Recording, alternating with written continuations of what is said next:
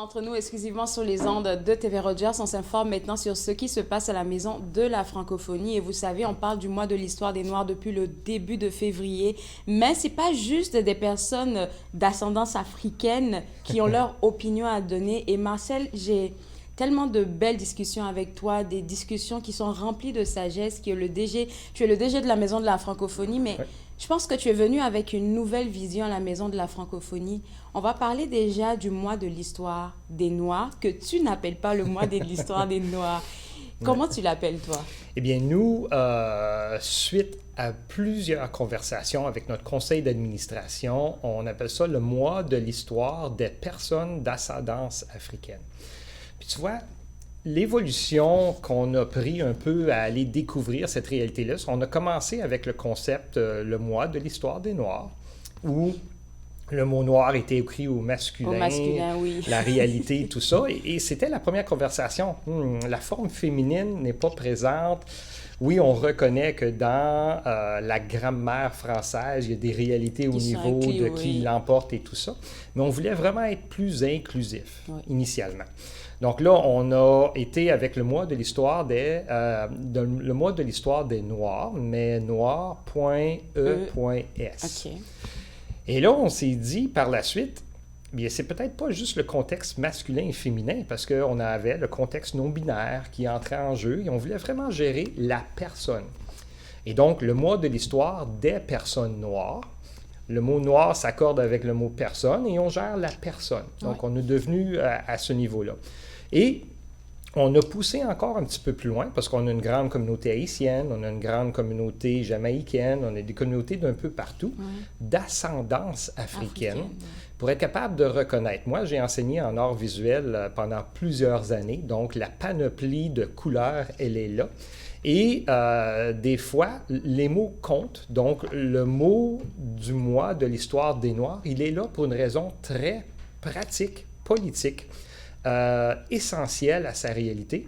Mais nous, on a un peu évolué aux personnes d'ascendance africaine pour être encore plus ouverts sur qu'est-ce que nous, on appelle notre francophonie plurielle.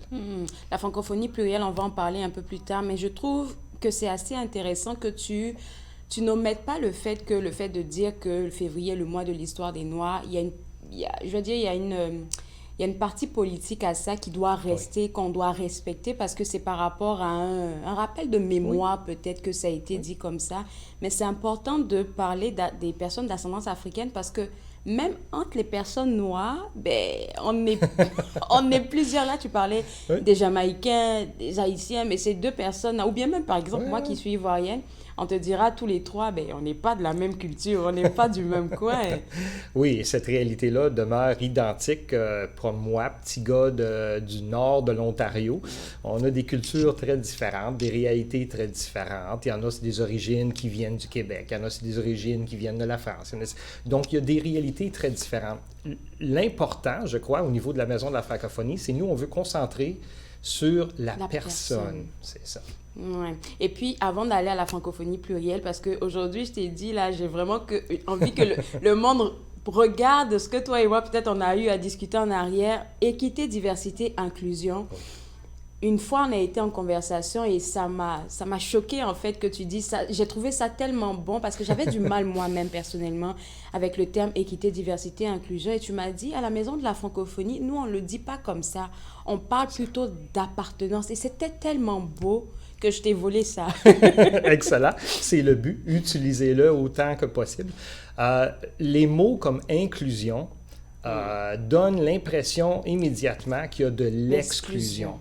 Et veut pas, ce sont des terminologies qui sont utilisées dans nos dictionnaires, mais qui ont des connotations, des fois. Le mot accueil, par exemple, signifie, moi, je suis de mon côté et je vais t'accueillir et donc te permettre de te joindre. Ce sont des grosses terminologies, des fois, qui identifient certaines réalités dans des situations qui peuvent être très délicates. Nous, on parle d'appartenance, parce que le mot appartenance, c'est on a une toiture, donc la Maison de la Francophonie, et sous cette toiture-là, tout le monde y appartient. Ouais. Et donc là, c'est beaucoup plus uni en termes de famille, en termes de réalité commune et en termes de cette francophonie plurielle. Alors, parlons de la francophonie plurielle, enfin. C'est quoi que tu appelles la francophonie plurielle? C'est ça. On avait toujours tendance à parler d'une francophonie dite traditionnelle. Il y a toutes sortes de terminologies, encore une fois, franco-ontarien ou francophone de l'Ontario. Oui. Puis, il y a des différentes associations qui se font à ce regroupement. La société, elle est très forte à vouloir regrouper les gens, à vouloir les encadrer, ce qui n'est pas mauvais en catégoriser. Soi. Non, certainement pas. Mais nous, à la maison, qu'est-ce qu'on tente de faire? C'est si on a le mandat de bien travailler avec des personnes, eh bien, on tente d'être le plus ouvert que possible à des différentes réalités au niveau de ces définitions-là. Donc, notre francophonie plurielle, c'est vraiment tous celles et ceux qui parlent en français et même le contexte francophone, francophile, et franco-curieux-curieuses. Franco-curieux-curieuses sont nos gens qui n'ont possiblement pas l'intention de devenir francophones ou de passer beaucoup de temps dans une vie francophone, mais quand même assez curieux-curieuses de venir voir c'est quoi cette francophonie-là et comment elle peut être belle dans sa propre réalité, et ce, à l'échelle internationale. Oui, c'est ça. Parce que la Maison de la francophonie, c'est ça que j'ai remarqué. Vous n'avez pas seulement des partenaires, on va dire, ici dans le coin. Ça va même à l'international. Et je pense que c'est assez important de pouvoir comme s'ouvrir à cette francophonie plurielle-là, comme tu l'appelles. Oui, nous, on a le réseau international des maisons de francophonie. C'est quand même un réseau qui se retrouve sur les 5 continents. Ce sont des maisons de la francophonie et on s'entraide les uns les autres à promouvoir cet aspect de cette grande force francophone-là. À la maison, directement de la francophonie d'Ottawa, on représente 72 différentes communautés qui, chacune de sa façon, a une réalité francophone. Et donc, notre francophonie plurielle. Wow, c'est incroyable. Et puis, je vais te dire merci en ondes. Là, je pense que j'ai partagé un post sur les réseaux sociaux. Tu l'as repartagé. Puis là, je vois que c'est la Maison de la francophonie de Marseille qui la partage. Oui. Je suis comme, OK, je suis rendue en France maintenant, là. C'est ça. Et franchement, là, c'est quelque chose qui est assez intéressant. Toi, ta vision pour la Maison de la francophonie, vu on baigne dans on va dire de ce contexte-là que tu n'aimes pas, inclusion, diversité, on va dire dans ce contexte d'appartenance, ça serait quoi, toi, la meilleure des visions pour la Maison de la francophonie? Eh bien, justement, le samedi 18 février prochain, on a un grand forum communautaire pour ouvrir cette discussion-là avec notre communauté. Souvent, quand on prend des décisions où on veut essayer d'arriver avec certains constats, plusieurs vont décider de gérer ça en petits groupes ou tout seul. Nous, on veut vraiment être capable d'ouvrir le tout à la communauté et voir les différentes perspectives des gens. Mais le but, c'est, comme de raison, on parle beaucoup de dignité, on parle beaucoup de respect et de compassion, sont nos grandes valeurs à la maison. On parle beaucoup, on ne gère pas des clientèles, on travaille avec des personnes. Donc, on veut vraiment avoir ce contexte de confrères, consoeurs à tous les niveaux. Et dans une réalité où on peut desservir, où on peut offrir un service à la communauté francophone. Je vais te garder avec moi, on va prendre une pause et puis juste après, on va continuer de parler de ce forum-là qui s'en vient pour le 18 février. Vous regardez Entre nous, exclusivement sur les ondes de TV Rojas.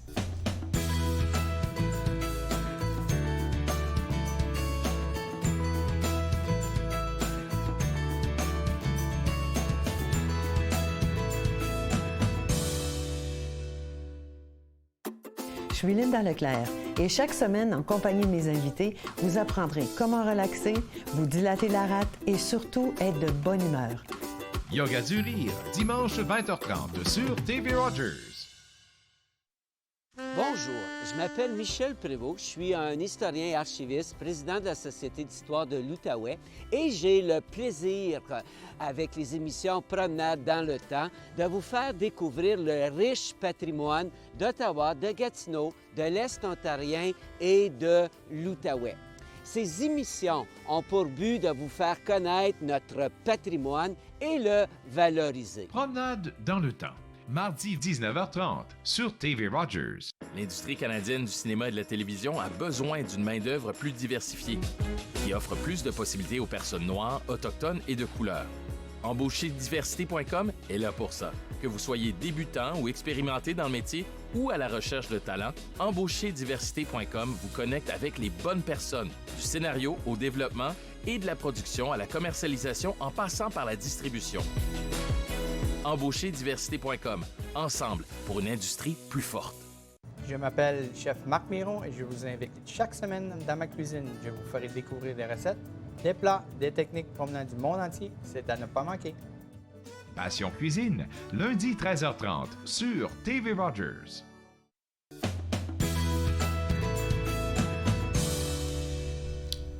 De retour entre nous exclusivement sur les ondes de TV Rogers, on parle toujours du mois de l'histoire des personnes d'ascendance africaine.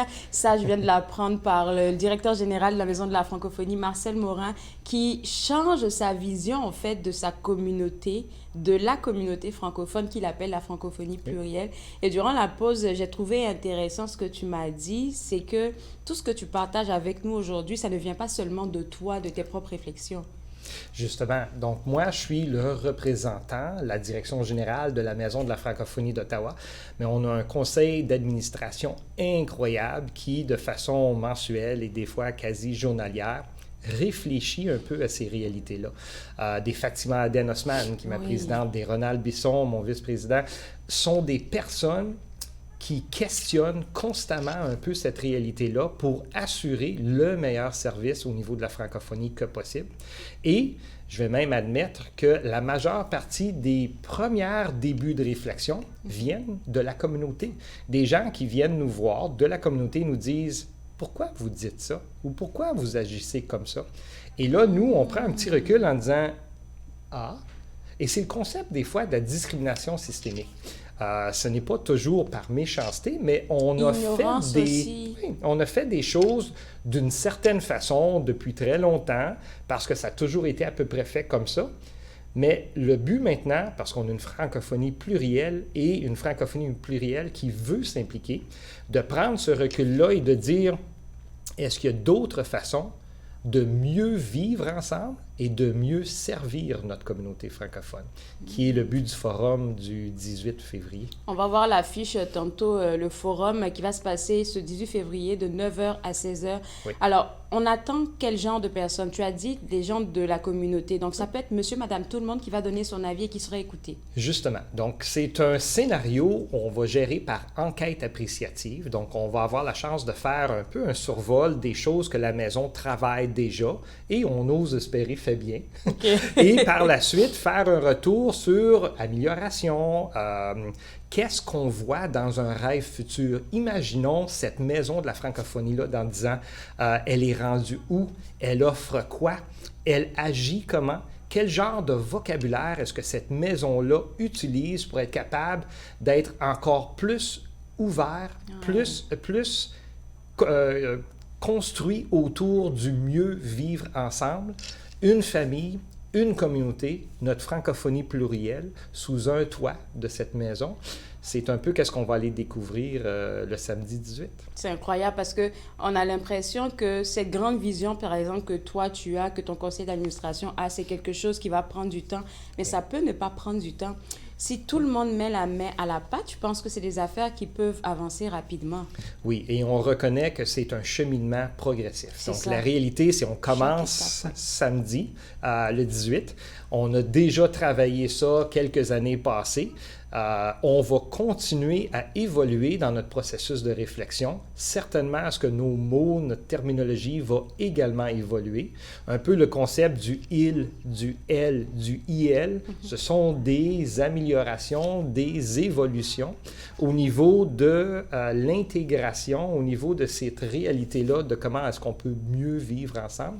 C'est le début, ce n'est pas la fin, et on ose espérer que ça va continuer. Je suis tellement touchée et puis dans émue les prochaines années. C'est comme si il y a des gens vraiment qui ont ça à cœur, que cette... je sais que tu n'aimes pas ce terme-là, je ne sais pas pourquoi il me revient, peut-être parce qu'on le dit tout le temps, équité, diversité, inclusion, mais que cette appartenance-là, vraiment, elle fasse du sens.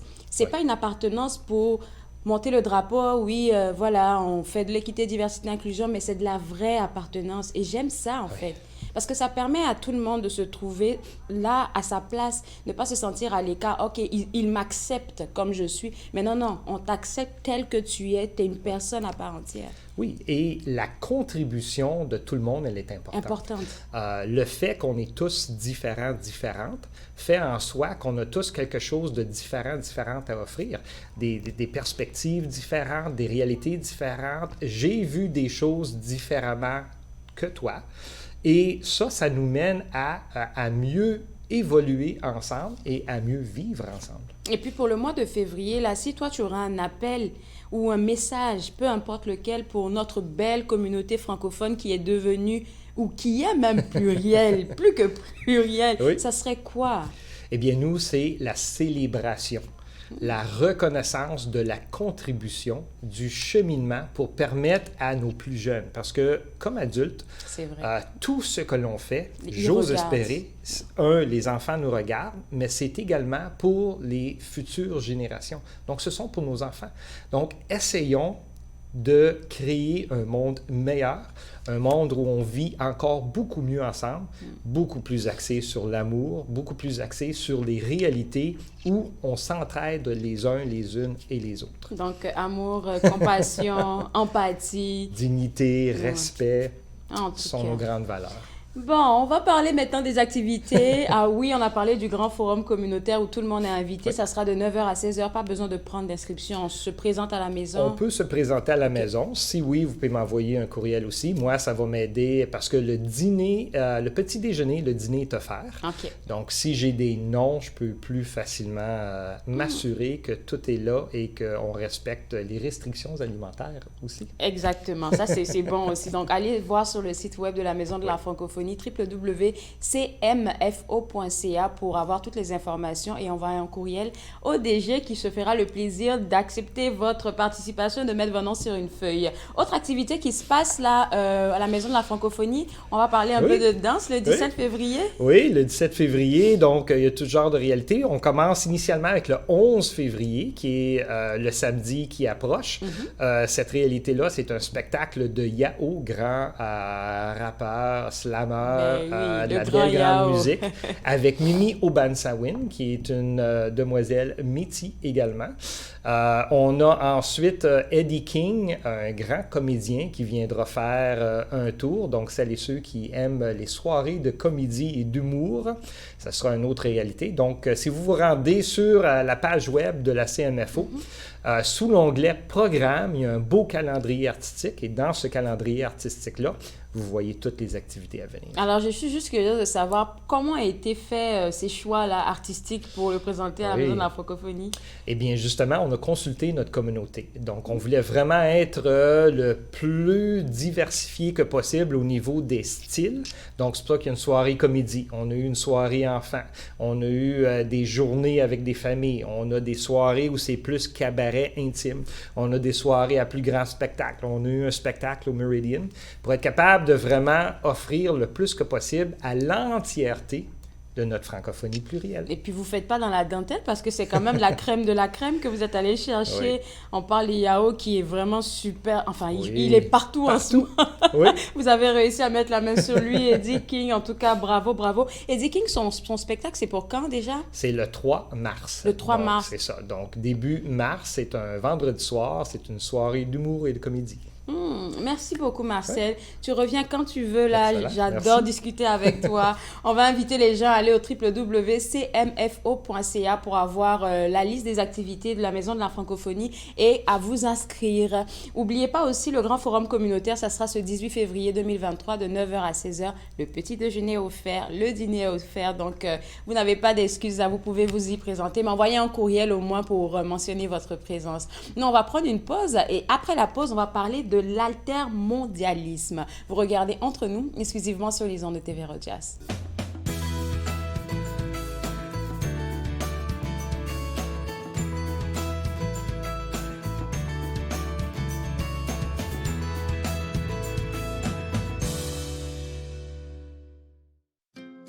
Joignez-vous à moi et mes invités alors qu'ils partagent leurs souvenirs culturels et culinaires de pays à travers le monde. Bouffe sur la route, dimanche 20h sur TV Rogers. Bonjour, je m'appelle Michel Prévost, je suis un historien et archiviste, président de la Société d'histoire de l'Outaouais et j'ai le plaisir, avec les émissions Promenade dans le temps, de vous faire découvrir le riche patrimoine d'Ottawa, de Gatineau, de l'Est ontarien et de l'Outaouais. Ces émissions ont pour but de vous faire connaître notre patrimoine et le valoriser. Promenade dans le temps, mardi 19h30 sur TV Rogers. L'industrie canadienne du cinéma et de la télévision a besoin d'une main-d'œuvre plus diversifiée, qui offre plus de possibilités aux personnes noires, autochtones et de couleur. Embaucherdiversité.com est là pour ça. Que vous soyez débutant ou expérimenté dans le métier ou à la recherche de talent, Embaucherdiversité.com vous connecte avec les bonnes personnes, du scénario au développement et de la production à la commercialisation en passant par la distribution. Embaucherdiversité.com, ensemble pour une industrie plus forte. Très heureuse, Nathan Parle est de retour en studio, en présentiel pour la 22e saison. Je reçois toutes sortes d'invités. Soyez là au rendez-vous à chaque semaine. Nathan Parle, mercredi 19h sur TV Rogers.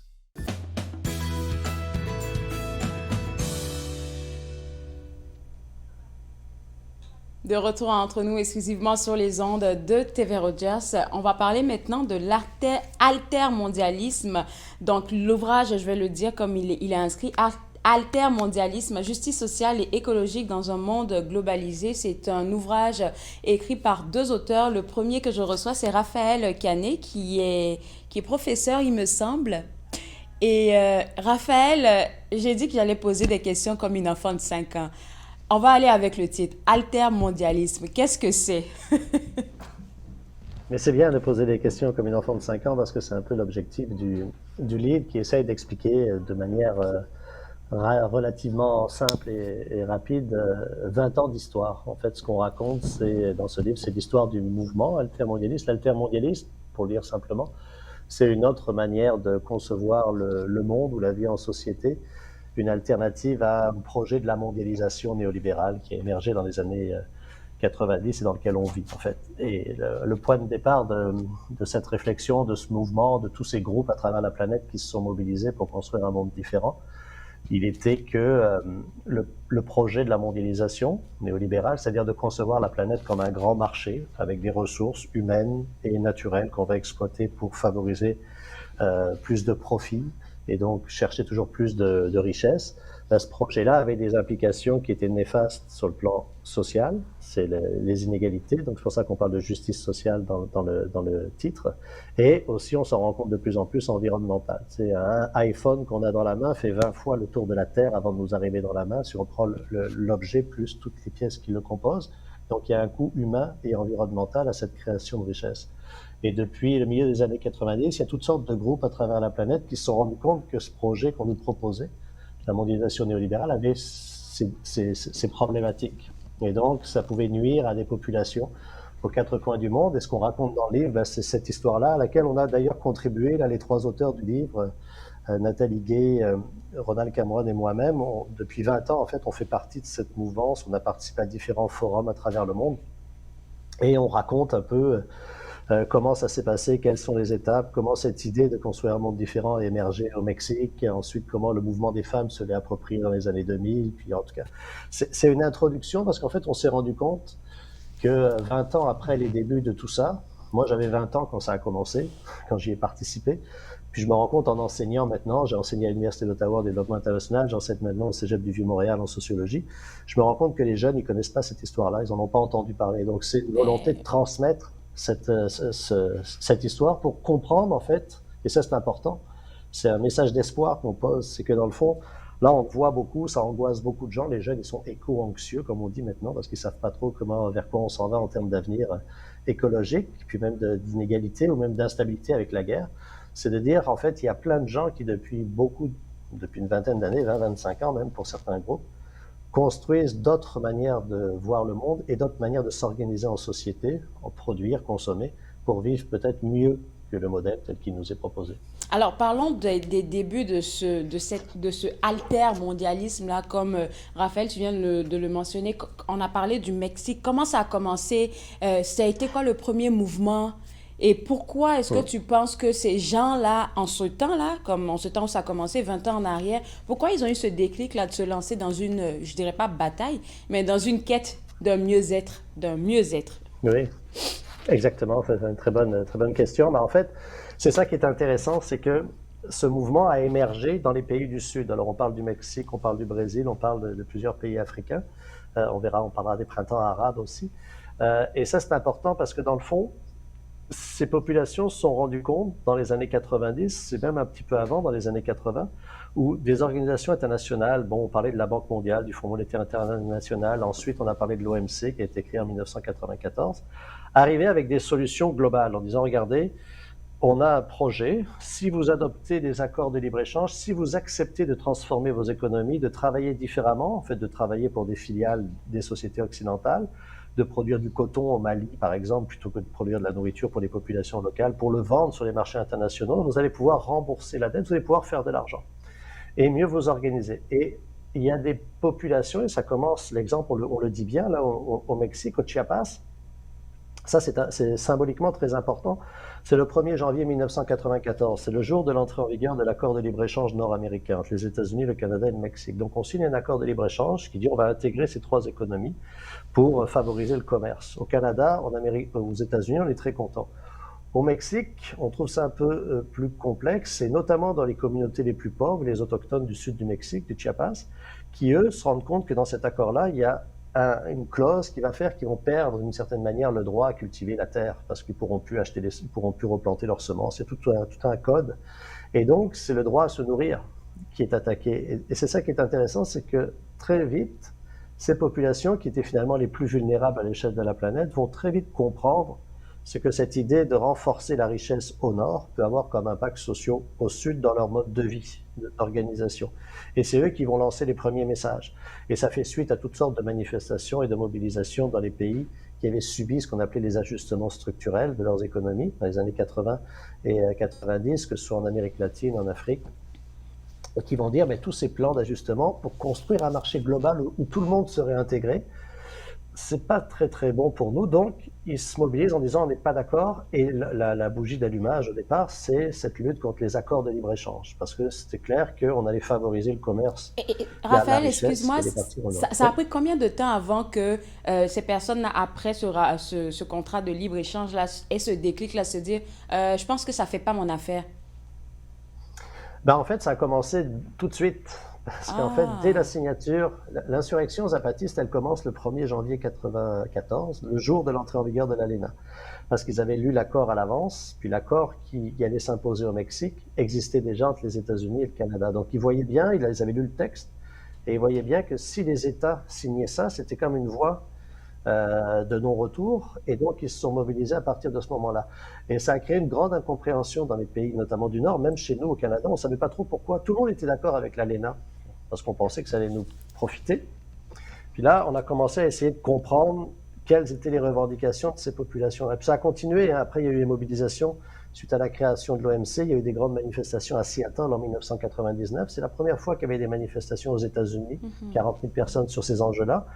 Et là, ça nous a amené finalement à dire, bon, OK, qu'est-ce qu'il y a dans ces textes que nos gouvernements signent, sans qu'on sache trop pourquoi? Quels vont être les impacts, les implications sociales? Parce que jusqu'à présent, on nous disait la mondialisation va être heureuse et va profiter à tout le monde. Puis là, on se disait, ben, il y a peut-être quelque chose qui ne fonctionne pas.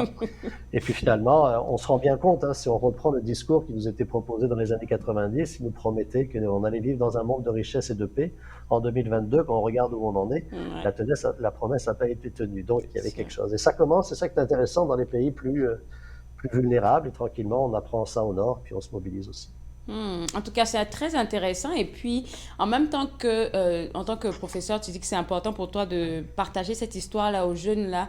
Pour nous-mêmes, en tant qu'adultes, je pense que c'est assez intéressant parce que ça nous permet de voir en fait qu'est-ce qui se passe en ce moment-là, 2022-2023, de voir ça autrement. Écoute, Raphaël, je vais te garder avec moi. On va prendre une petite pause et on revient juste après. Vous regardez Entre nous exclusivement sur les ondes de TV Rogers.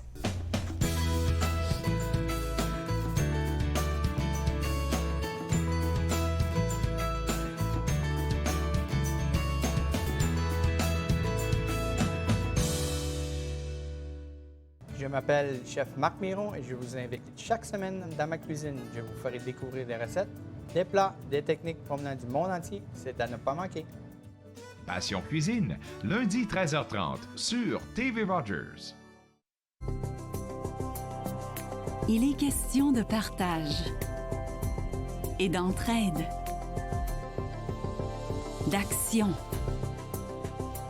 et d'appartenance, de profiter pleinement de la vie et de rire aux éclats.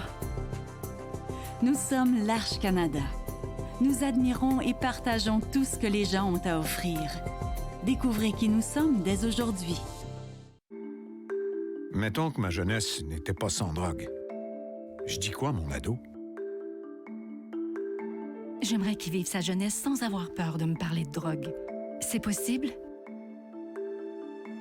Choisir de vivre sa jeunesse sans aucune drogue, est-ce que c'est utopique? Des questions au sujet des jeunes et de la drogue.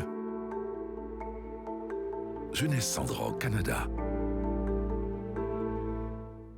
Pour vous qui pensez ne pas pouvoir bouger, regardez l'émission Restez actif pour la santé avec moi, Joanne Sheridan, tous les jours sur les ondes de TV Rogers. Restez actifs pour la santé, en semaine 9 et 16 heures sur TV Rogers.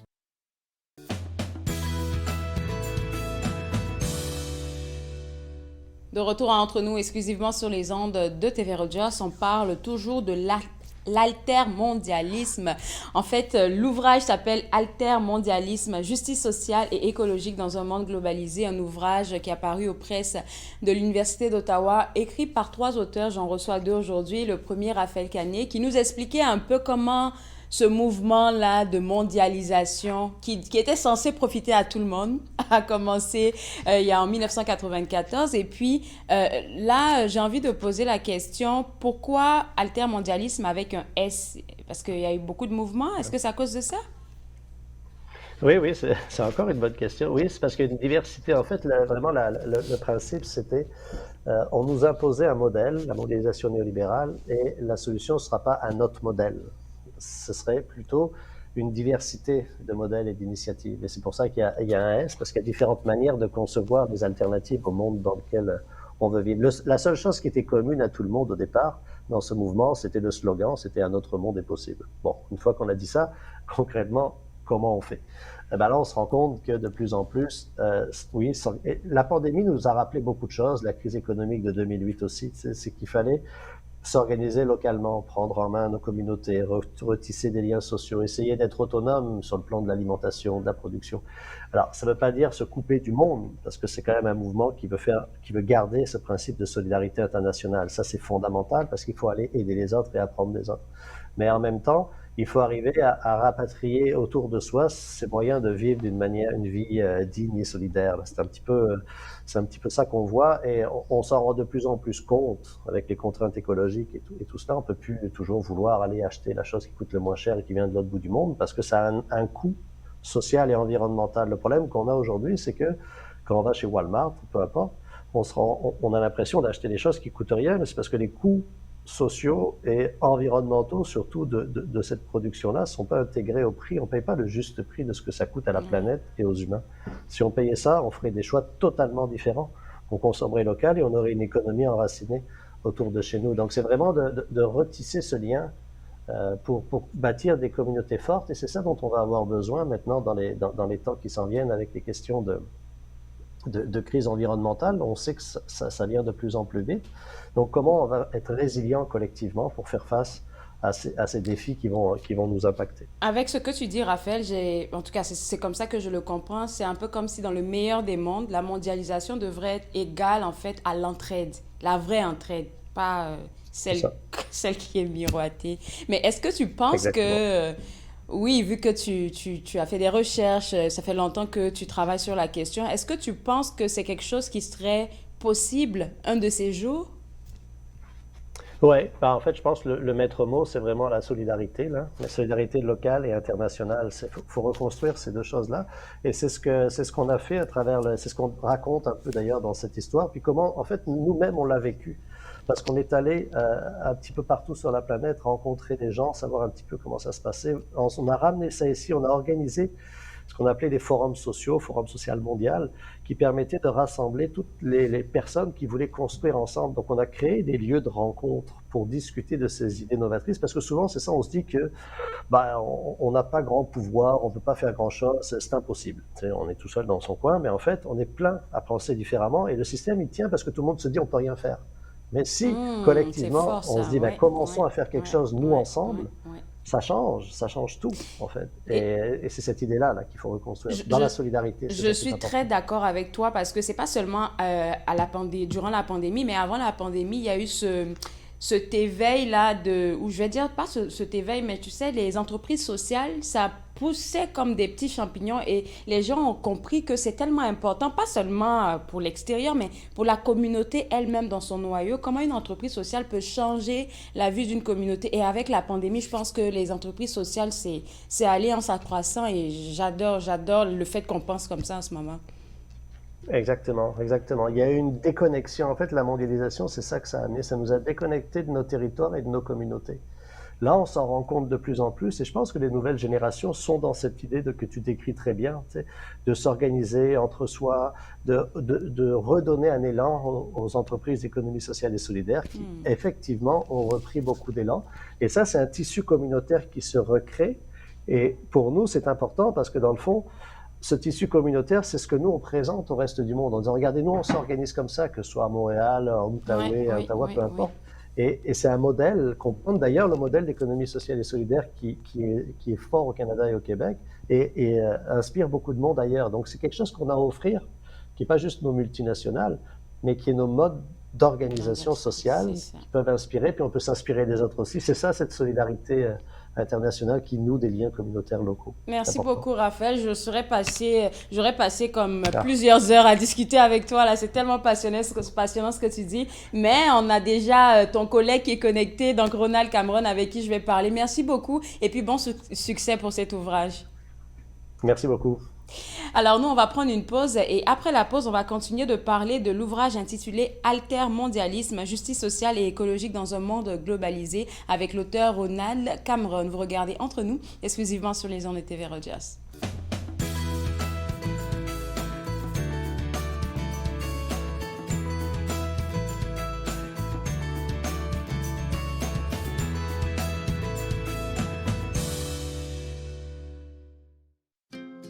Joignez-vous à moi et mes invités alors qu'ils partagent leurs souvenirs culturels et culinaires de pays à travers le monde.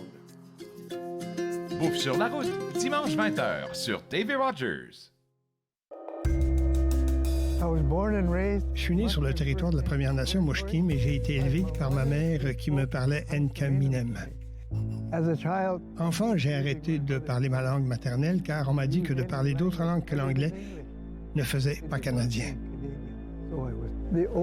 Les aînés me sont apparus en rêve. Ils m'ont rappelé qui je suis et d'où je viens. Je me suis alors réveillé. Mes racines sont solides et je ne suis plus un locuteur silencieux. Ma langue révèle mes origines, me définit et me guide pour montrer et expliquer notre culture et nos traditions. C'est un cadeau pour les gens d'aujourd'hui et la génération à venir. Ce qui était perdu est retrouvé. Ce qui était endormi est réveillé. Mon sang est ici et je suis complet. J'ai renoué avec mes origines. Ici Jean-Marie Vianney. À chaque semaine, je vous ferai découvrir des personnalités provenant de différents milieux. Ils vous exposeront leur point de vue sur de nombreuses facettes du multiculturalisme dans notre région. Vivre ensemble, lundi 19h sur TV Rogers.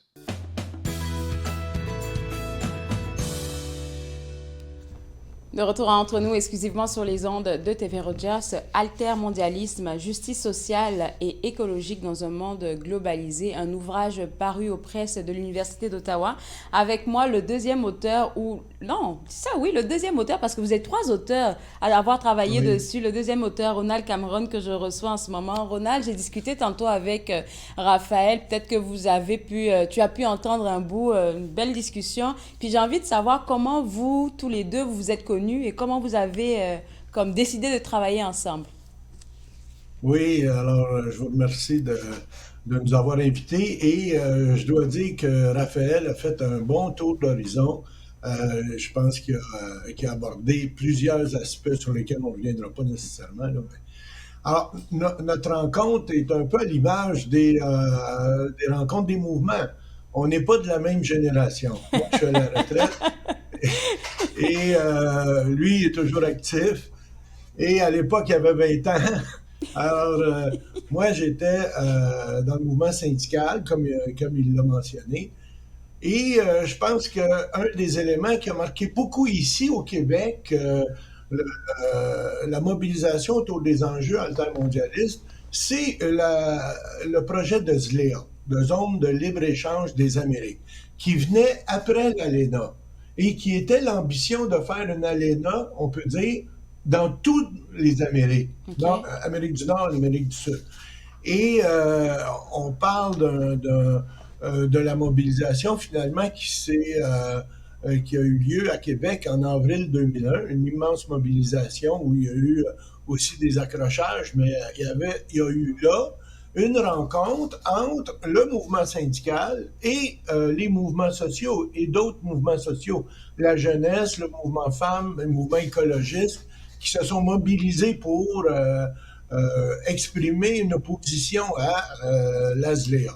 ZLEA qui finalement ne verra pas le jour et qui va échouer en 2004 quand les chefs d'État réunis en Argentine vont considérer qu'il n'y a pas d'avenir parce qu'il n'y a pas de pays qui sont dans une position politique pour consentir. Alors, il y a, avec cet événement-là, de l'ALENA à la ZLEA, un changement ou une reconnaissance que finalement, la population n'en veut pas de cette politique de mondialisation néolibérale et un début de développement. On s'est rencontrés dans ce contexte-là, dans le fond, et je pense que ça a été extrêmement important. Dans le mouvement syndical, la tradition est toujours de s'asseoir à la table pour discuter des projets des vis-à-vis du patronat, en quelque part. Et là, ça a été un refus très net, ce qui a créé la possibilité de faire une jonction avec les mouvements sociaux. C'était à l'image il en a parlé de Seattle en 98-99, où le mouvement syndical américain, les grandes organisations AFL-CIO, Teamsters, etc., se sont joints au mouvement écologiste pour bloquer une réunion de l'Organisation mondiale du commerce à Seattle. Alors, à Québec, en 2001, c'est un peu la même chose. Il y a eu un rassemblement des Amériques, des mouvements sociaux à Québec pour bloquer la zone de libre-échange des Amériques. Ça me fait penser combien de fois quand des personnes se mettent ensemble pour une même cause, ça peut porter du fruit. Parce que là, on parle des mouvements sociaux, c'est sûrement des personnes qui se sont dit, OK, c'est pas des affaires qui nous conviennent, nous, donc on va aller à l'encontre de ces décisions, on va aller à l'encontre de ce mouvement-là. Et je pense que c'est un rappel qu'on devrait faire, pas seulement à la jeunesse, je pense qu'elle a déjà embarqué dans cette manière de penser-là, mais un rappel aussi à nous autres pour se dire, OK, il ne faut pas rester dans son coin, comme Raphaël le disait, pour dire, OK, moi, je ne peux rien changer. Même si j'ai l'idée, je ne peux rien changer. Mais d'aller chercher ce que j'appelle des partenaires d'armes. Oui, absolument. Et je pense que c'est de reprendre l'idée que l'union fait la force. Mais ce qui arrive, c'est que chacun des mouvements apporte ses capacités de mobilisation. Mais quand on les met ensemble, ça devient encore plus fort. C'est comme la somme des parties est plus grande que la somme des parties. Là. Le total est plus grand que la somme des parties. Alors, c'est un peu la dynamique de l'unité des mouvements qui est aussi fait partie de la culture de l'altermondialisme. Alors, c'est pour ça qu'il y a un S aussi. Hein? C'est ça. C'est le respect de la diversité dans un mouvement unitaire. Alors, si on prend du recul par rapport au travail que vous avez fait et ton regard, Ronald, en ce moment sur ce qu'on a vécu avec la pandémie et où est-ce qu'on est en train d'aller comme monde, là, est-ce que tu penses qu'il y a des mouvements, ça c'est sûr, je pense que tu vas dire oui, il y a des mouvements qui vont naître encore et qui auront plus de force. Et si oui, ça serait dans quel domaine par rapport à quoi? Ah oui. Alors, oui, on n'est pas dans la même période de convergence, c'est clair. Même il y a une certaine morosité en général, et je pense qu'il y a un certain essoufflement. Mais la bonne nouvelle, c'est que du côté des élites de ce monde, ils ont aussi des problèmes. Et parmi les problèmes, c'est que les politiques néolibérales sont plus acceptées. Il y a une plus grande résistance. Et finalement, il y a un déplacement des postures de chacun des États, souvent dans une dimension plus de repli sur soi, plus nationaliste, identitaire, qui fait que il y a tout un problème de rassemblement qui est posé. Alors, ce capotage-là de la mondialisation néolibérale, il y en a qui commencent à la théoriser. Moi, je pense que c'est pas complètement disparu, mais ça a déjà commencé à tourner, qui fait en sorte qu'aujourd'hui, il y a une grande recomposition. Je pense qu'il faut garder espoir sur l'avenir, mais c'est clair que la période actuellement est dangereuse. Il peut y avoir des dérapages.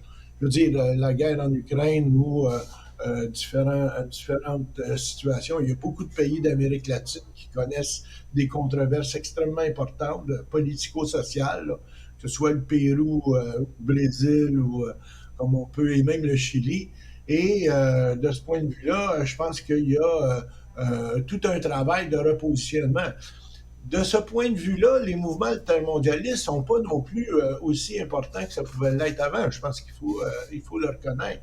Et notre publication a pour but de donner les éléments de base en même temps de ce qu'est les mouvements altermondialistes et la philosophie, ni plus ni moins, altermondialiste, dans le but de situer comment on va se recomposer. Et si pour répondre à la question, c'est clair que ce qui devient extrêmement important dans toute recomposition aujourd'hui, c'est la question de l'environnement. Mais oui, les changements climatiques, les gaz à effet de serre, et comment tous ces mouvements-là vont converger par rapport à cet enjeu extrêmement important pour la planète. C'est exactement ce à quoi j'allais en venir parce que il m'arrive de fois de recevoir des élèves des conseils scolaires de la région ici et entendre ces jeunes en train de parler de comment ça leur importe, comment on vit dans notre monde actuel, on parle de l'écologie et autres. Je suis stupéfaite parce que je pense que même en tant qu'adulte, on n'a pas cette petite alarme dans notre esprit là qui se dit clic, clic, clic, il faut faire attention, mais eux, ils l'ont là et puis je pense que ça va créer de très bons mouvements. Mais merci beaucoup, Ronald, d'avoir accepté de partager avec moi toutes ces belles informations. Et puis, comme tu l'as mentionné, cet ouvrage-là, c'est pour monsieur, madame, tout le monde. Hein. C'est pas pour une série de personnes. C'est vraiment pour monsieur, madame, tout le monde. Vous avez fait un travail extraordinaire. Et puis, on se reparle sur le plateau un de ces jours, peut-être pour un autre ouvrage. Au revoir. Merci beaucoup de votre invitation. Alors, nous, on revient juste après la pause. Regardez entre nous, exclusivement sur les ondes de TV Rogers.